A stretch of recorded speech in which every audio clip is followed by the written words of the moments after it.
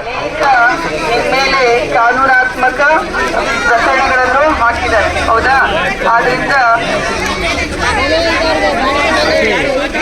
ಹೌದಾ, ಸುಮಾರು ಸಲ ಅಪ್ಪಾಜಿಯವರು ಪ್ರಯತ್ನ ಪಡ್ತಾ ಇದ್ದಾರೆ. ಈಗ ಉಸ್ತುವಾರಿ ಸಚಿವರು ಅವ್ರು ಕೂಡ ಮುಂದುವರೆದ ಪ್ರಯತ್ನ ಮಾಡ್ತಾರೆ. ಆಮೇಲೆ ನಮ್ಮ ರಾಜ್ಯದಲ್ಲಿರೋದು, ಕರ್ನಾಟಕದಲ್ಲಿರೋದು ಕಾಂಗ್ರೆಸ್ ಸರ್ಕಾರ. ಈಗ ನಮ್ಮ ಸನ್ಮಾನ್ಯ ಮುಖ್ಯಮಂತ್ರಿಗಳು ಕೂಡ 100 ಕೋಟಿಯಷ್ಟು ಅನುದಾನ ಅವ್ರು ಕೂಡ ಸ್ಯಾಂಕ್ಷನ್ ಮಾಡಿದ್ದಾರೆ, ಹೊಸ ಗ್ರಾಂಟ್ಸ್.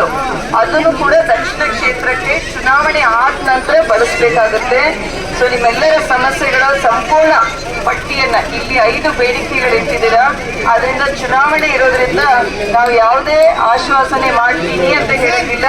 ಆದ್ರೆ ನಿಮಗೆ ಗೊತ್ತಿದೆ ಶಾಮನೂರ್ ಕುಟುಂಬ ಯಾವಾಗ್ಲೂ ನಿಮ್ ಜೊತೆ ಇದೆ, ನಿಮ್ ಪರವಾಗೇ ಇರುತ್ತೆ. ಇದೇ ರೀತಿ ನಿಮ್ ಜೊತೆಗೆ ಇರ್ತೀವಿ.